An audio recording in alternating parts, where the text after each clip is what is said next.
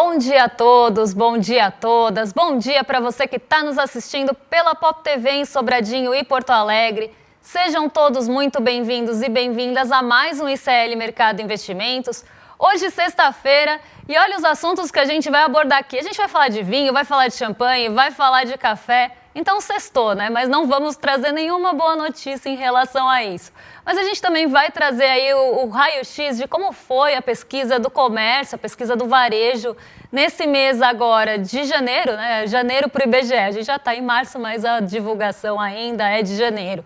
E a gente vai falar também, se der tempo, sobre os impostos que são zerados da cesta básica a partir de hoje, o que deve ter essa isenção. Então hoje o programa está bastante extenso, eu não vou perder tempo, já vou passar para a agenda. Então vamos ver o que já tem e o que a gente espera para essa sexta-feira. Lá na Alemanha saiu o CPI de fevereiro, então o índice de preços ao consumidor por lá já foi divulgado cedinho, às 4 horas da manhã. Também lá pela Europa, no Reino Unido, 4 horas da manhã, produção industrial de janeiro. Às 9 saiu a pesquisa mensal do comércio, tanto do varejo restrito quanto do varejo ampliado. Esses dados a gente vai trazer com bastante detalhe para vocês, então a gente vai destrinchar o que trouxe essa queda no varejo no mês de janeiro. Assim como os serviços, o varejo ele também mostrou desaceleração. E aí tem alguns pontos de alerta que eu acho que a gente precisa ficar de olho em relação ao comércio. Mas vamos seguir, porque a agenda ainda não acabou. Então vamos ver aí quem ainda fala, né? Dirigente do Banco Central Europeu, Piero Cipollone, discursa em um evento organizado pela Universidade de Bocconi, na Itália. E a gente tem mais indicadores vindo por aí, porque às 11 horas da manhã, a Universidade de Michigan ela vai trazer o índice de sentimento do consumidor e perspectivas de inflação para 1 e 5 anos. Esse dado ele deve ganhar um pouco mais de relevância. Como vocês estão vendo, hoje nos Estados Unidos, saem os dados da Universidade de Michigan e, em seguida, às 15 horas, postos de petróleo e plataformas em operação. Como a gente tem poucos dados por lá, esses dados devem ganhar um pouco mais de relevância, principalmente as expectativas de inflação. Por quê? Essa semana foi importante para a inflação, foi uma semana de divulgação na inflação. Então, a gente deve sim ter um protagonismo das expectativas de inflação, ainda que preliminares, tá? Na Argentina, às 4 horas, sai a inflação ao consumidor, o CPI. Então, aqui, né, a agenda bem focada em poucos pilares, então poucos condutores para o dia de hoje. E aqui no Brasil, a grande estrela fica assim com a divulgação do IBGE, que já é o que eu vou contar para vocês. O IBGE divulgou hoje os dados de varejo, né, os dados do comércio, o varejo restrito e o varejo ampliado, e a gente teve uma queda nesses dados de varejo. Então vamos ver como é que primeiro ficaram esses números e eu já explico para vocês o que aconteceu. Vamos lá! De janeiro em relação a dezembro, tá? Então aqui a gente está falando de variação mensal. O varejo recuou 0,1% e o varejo ampliado, que é aquele que consideram outros setores, e a gente vai ver daqui a pouquinho os detalhes de quem puxou o varejo ampliado para cima, porque ele é um pouco mais abrangente, tá no próprio nome, ele subiu 2,3%. O que me preocupa aqui em relação ao varejo e o volume de vendas no varejo? Essa queda de 0,1 em relação a dezembro já vem de um mês desacelerado. O mês de dezembro não foi bom para o varejo.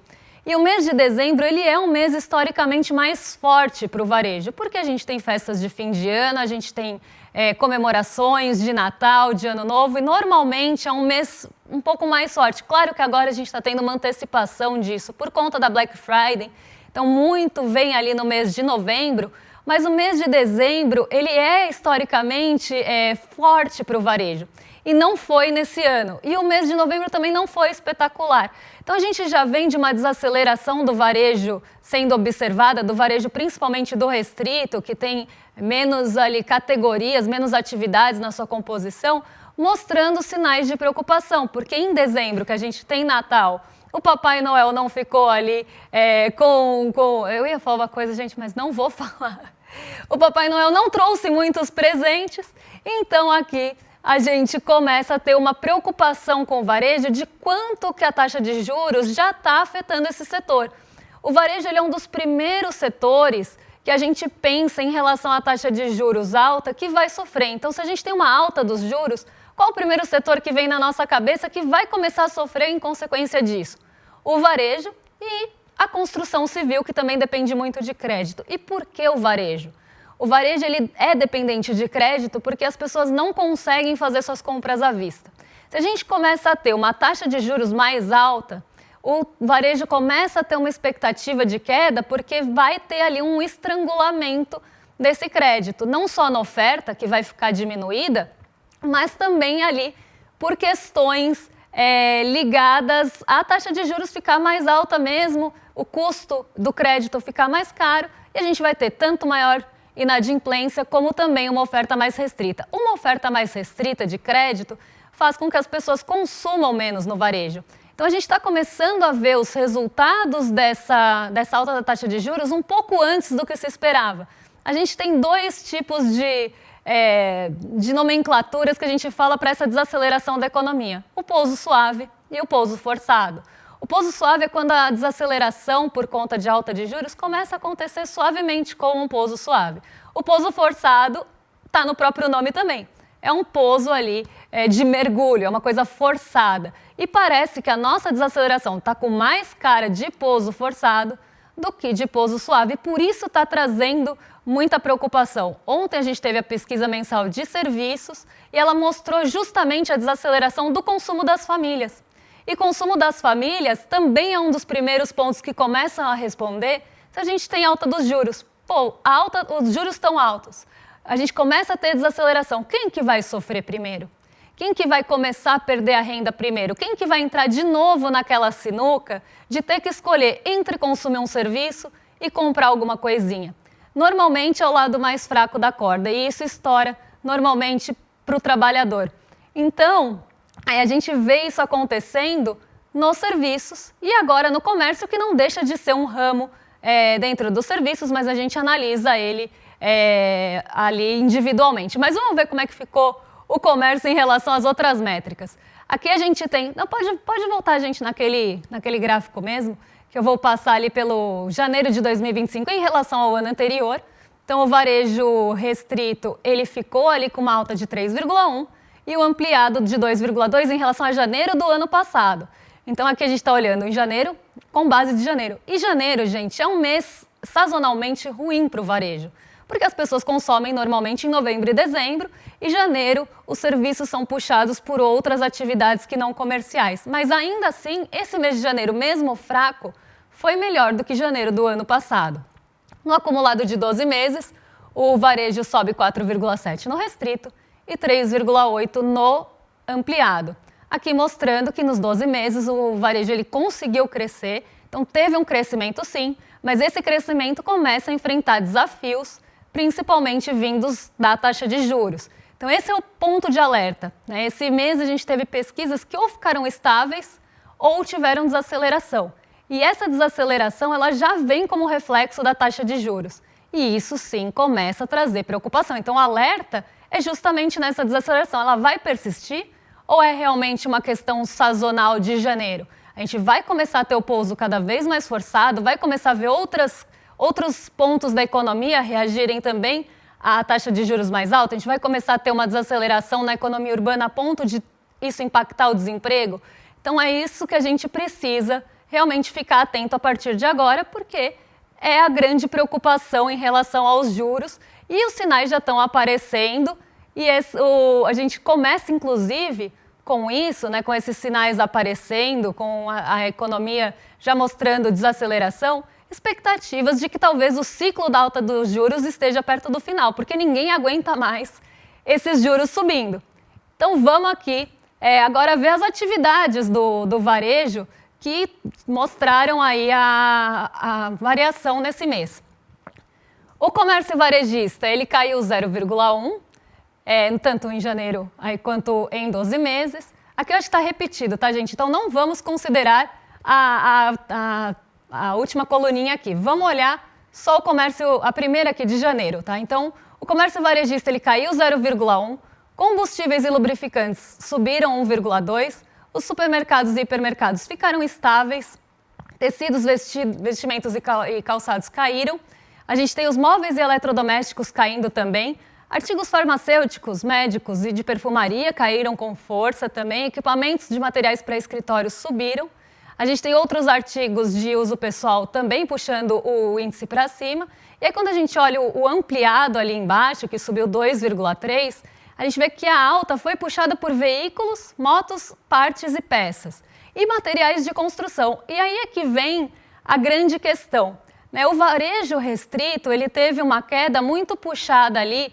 por vestimentos, calçados, móveis e eletrodomésticos, e isso até esperado. Móveis e eletrodomésticos normalmente são itens que o brasileiro precisa se financiar, ele precisa do crédito para comprar aquilo. Então os móveis e eletrodomésticos até a gente entende essa queda já como reflexo da taxa de juros. Só que outros setores que também dependem dessa taxa de juros, como, por exemplo, veículos, motos, partes e peças, eles puxaram o varejo para cima. E o material de construção também. Então, aqui, né, mostra que as famílias elas estão já mostrando alguns pontos de não compra. Isso vem muito em linha com o índice de confiança do consumidor e o próprio índice dos gerentes de compras, porque o índice de confiança do consumidor já tinha contado para a gente. Quem assiste a gente aqui todo dia e acompanha os índices que vão saindo dia após dia, já sabia que as pessoas e as famílias elas estão mais receosas para comprar desde o começo do ano. Elas já estão começando a ponderar onde que elas vão gastar a sua renda, porque estão com medo do futuro. O índice de incerteza, o índice da análise das expectativas futuras está muito ali em queda, né? Então as pessoas estão com medo do futuro, elas não querem gastar a renda porque não sabem o que vai vir pela frente. Então é mais a análise das expectativas futuras, e a atual também não está tão bem, mas as análises das situações futuras estão trazendo um medo ali para o consumidor brasileiro. Então ele vai dar uma segurada no consumo, ainda mais em um momento de crédito restrito. Mas causa espanto que a gente tenha veículos, motos, partes e peças subindo, porque também é normalmente um setor, uma atividade, um ramo do varejo que responde de forma negativa à taxa de juros. Então, a alta de taxa de juros vai diminuir esse consumo, mas isso ainda não apareceu aqui. A gente vê mais no consumo das famílias, naquele consumo de itens mais cotidianos, tirando móveis e eletrodomésticos, essa queda acontecendo. Então, a gente vê aqueles itens mesmo de dia a dia, combustíveis lubrificantes não é o caso, mas se a gente for pegar supermercado, que ficou andando de lado, vestidos e calçados, são itens de menor valor agregado. Mas a gente pode ter, sim, com o aperto da taxa de juros continuando, o impacto também acontecendo aqui no varejo ampliado, que considera também essas outras categorias. Então, aqui o que eu deixo mais de alerta para vocês a gente precisa agora começar a acompanhar tanto a pesquisa mensal de serviços, quanto a do comércio e a da indústria, para ver se a gente vai ter, sim, essa desaceleração por conta do enxugamento do crédito, e o câmbio também elevado traz os desafios. Então, são desafios que foram colocados a partir de agora para a economia urbana. E aí a economia urbana vai ter que crescer em meio a esses desafios. E a gente sabe que são desafios bem complicados, porque você está colocando ali expectativa de lucro mais para cima. Então, se você tem ali uma produção e você pode sentar num título que vai te pagar quase 15% ao ano, você tem o risco da produção, de colocar o seu dinheiro na produção, colocar o seu dinheiro em risco e ganhar ali com o fruto do seu investimento do lado real da economia. Mas você tem, por outro lado, a opção de colocar o seu dinheiro num título que paga 15% ao ano, praticamente sem risco, com risco soberano. E aí isso traz também um entrave para o investimento do lado real. Porque, convenhamos, superar 15% com risco, sendo que você pode ganhar 15% sem risco, acaba sendo uma comparação desfavorável. Então, muitas vezes, nesse cenário, o recurso pode ir para o lado financeiro e não para o lado real. E aí começa esse estrangulamento. Além disso, se a gente começa a ter uma alta de juros que vai estrangular essa demanda doméstica, que é o que a gente viu acontecer com o consumo das famílias na pesquisa mensal de serviços, começa a ver aqui no comércio em dezembro, que é o mês de Natal, começa a ver na indústria esses entraves para o crédito também ali ficar mais caro, o custo de capital ficar mais caro. Se a gente começa a ter esses entraves, a expectativa da demanda para frente não vai ser positiva. Então, o detentor do capital ali, o empresário, o dono do varejo, o dono do serviço, ele vai pensar, bom, eu não vou botar mais dinheiro na minha produção, porque pode ser que a demanda não venha no futuro. E é justamente essa expectativa que acaba fazendo com que a economia também desacelere. Os dois juntos vão trazer esse pouso que a gente está vendo um pouco mais forçado e que, inclusive, está sendo comemorado pelo mercado financeiro. Mas eu nem vou entrar nesse assunto agora, porque senão eu vou ficar aqui um tempão falando. Vamos já para o próximo, porque a gente tem mais coisa para falar para vocês, que é o preço do Bom Dia. Pois é, ele voltou. O café voltou, ele voltou para o radar não brasileiro, mas para o radar internacional. Então a gente tem aí o preço do café. Gente, só um minutinho, que eu vou tomar uma aguinha aqui, porque senão não vou chegar no fim do programa hoje. Vamos lá.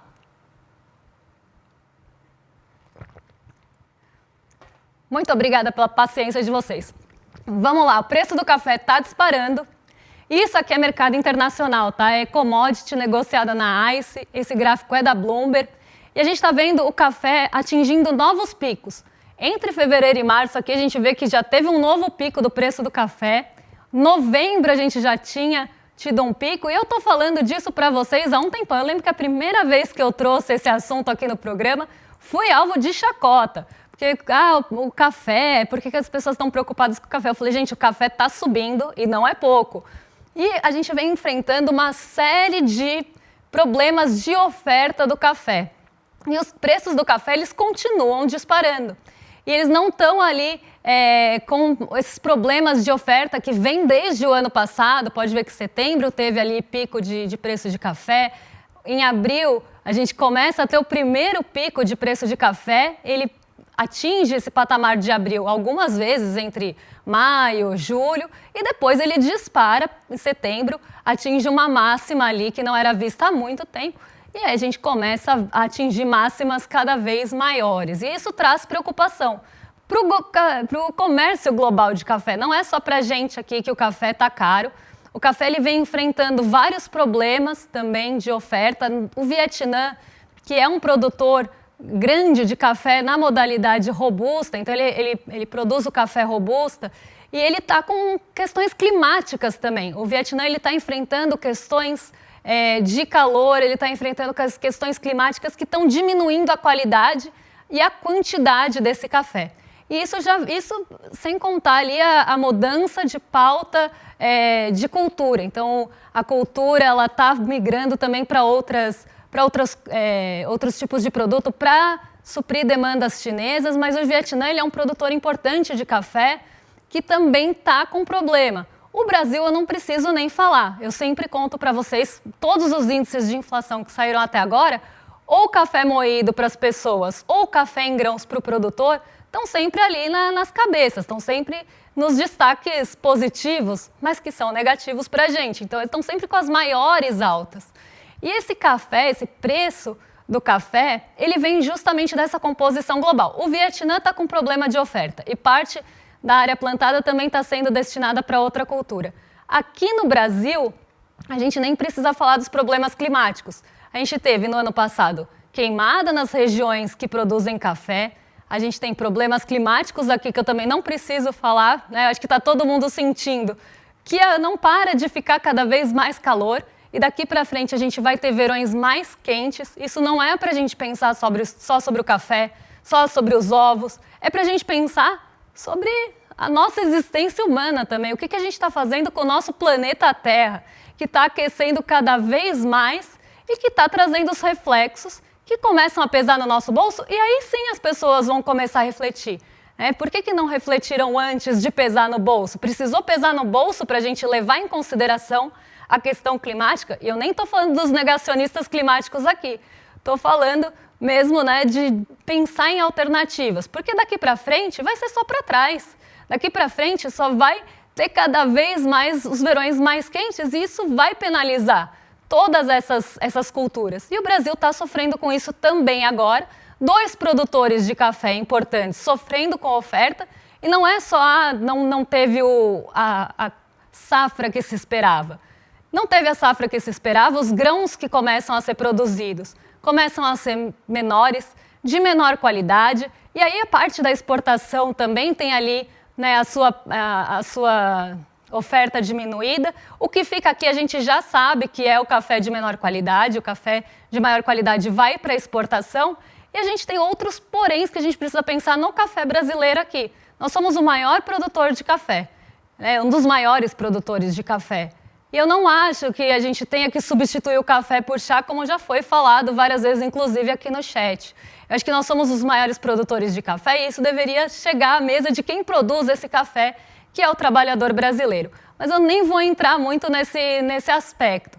O que eu estou querendo dizer aqui é que se a gente tem uma oferta de café diminuída e uma demanda de café que não diminui, o preço internacional desse café vai acontecer o que aconteceu aqui no gráfico.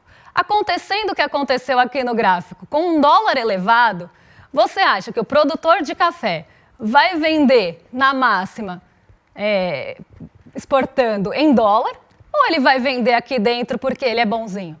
Não, ele vai exportar em dólar na máxima do gráfico. Então ele vai exportar esse café com um dólar mais elevado para buscar o seu lucro, sim.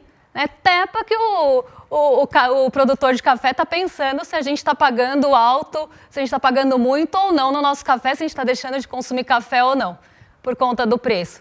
Coitado do Brasil, não vai pensar na gente, ele vai pensar realmente no que maximiza o lucro dele, que é vender na máxima, ainda em dólar. E o que sobra aqui, a gente não pode esquecer que vai ter uma certa paridade, porque se ele pode vender em dólar na máxima, você acha que ele vai vender aqui mais barato? Ou ele vai trazer uma paridade em dólar também para vender aqui? Então, isso está acontecendo, só que a gente precisa pensar que é uma conjuntura também global. Não é só uma coisa ou outra, né? Não é só o Brasil que está com problema, é o Brasil, é o Vietnã e o mundo todo que está enfrentando essa questão climática. Então, eu acho que é um ponto, a gente brinca, a gente fala do café, tá cara acordar, mas eu acho que a gente precisa acordar para discutir essas questões que estão cada vez mais urgentes e a gente parece que só para pensar quando afeta realmente uma produção, quando afeta ali a gôndola do supermercado, quando a gente começa a sentir o peso no bolso. Então, mais uma vez o café aqui em pauta no Mercado Investimentos e mais uma vez para eu trazer más notícias que parece que não vai arrefecer tão cedo, assim como o nosso calorão. Mas o que também não vai arrefecer tão cedo é Donald Trump, porque Donald Trump parece uma criança mimada, daquele tipo que se você coloca algum ponto, ele já vem com outro para dar ali uma retaliação e começa a parecer mesmo uma briga de criança mimada. Eu vou até colocar aqui na tela para vocês, não sei se nós temos o gráfico, Temos o gráfico, olha só. Parece que Donald Trump está ameaçando, em retaliação à União Europeia, de taxar vinho e champanhe. Gente, vocês não entenderam errado. Ele quer taxar vinho e champanhe em retaliação à União Europeia pela nova medida, pelos novos desdobramentos da guerra comercial. Ele ficou irritado porque os europeus começaram a implicar. Olha só, gente, eu vou ler para vocês não verem que eu estou mentindo. Donald Trump começou a implicar porque os europeus, na verdade, ele ficou irritado, porque os europeus estão implicando com o Bourbon do Kentucky e com as motocicletas Harley Davidson. Questionou o presidente dos Estados Unidos em reação à União Europeia sobre as taxas de aço e alumínio. Então, Donald Trump está colocando, né, em jogo, em conflito, uma questão porque realmente ele é uma criança mimada que não consegue ser contrariado. Sabe aquela pessoa que quando você confronta, ela age pior? Ela começa a ter uma atitude cada vez pior? Para tentar ali confrontar e levar o debate para um nível que não faz o menor sentido e parece que não tem nem coerência ali, ele faz isso. E aí, quando ele fala esse tipo de absurdo, ele gera uma incerteza muito grande, porque ele está falando em taxar em 200% esses itens europeus, que são os maiores exportados para os Estados Unidos. Eu até fiz um gráfico, eu montei um gráfico com base num dado da Bloomberg, que mostra ali que o vinho, né, lidera ali os produtos exportados da União Europeia para os Estados Unidos em 5,2 bilhões de euros, os destilados em seguida com 3,6 bilhões, aí vem óleos essenciais, produtos florestais, mas ele quer agir aqui nesse topo. Ele quer taxar em 200%. Então, parece que Make America Sober Again, né? Porque quer aí aumentar o preço dos vinhos e dos destilados que vêm da Europa. Mas a gente vê essa birra. Eu quero trazer aqui, não é nem a questão de quanto exporta ou da guerra em si, mas da birra do Donald Trump, que acaba gerando um ambiente de incertezas, e esse ambiente de incertezas acaba impactando em uma série de outros fatores que chegam aqui na gente. Então, se Donald Trump começa a agir com muita birra, começa a agir com esse tipo de comportamento, ele é o presidente dos Estados Unidos, ele não é uma criança fazendo birra no chão da casa dele, não é uma pessoa fazendo birra em qualquer ambiente que seja, ele é o presidente dos Estados Unidos. Se ele começa a ter esse tipo de atitude, vamos entender que isso causa consequências, e essas consequências, por exemplo, podem ser um aumento das treasuries, dos títulos de dívida dos Estados Unidos. Aumentou o título de dívida dos Estados Unidos, o que acontece com o recurso que está nos emergentes?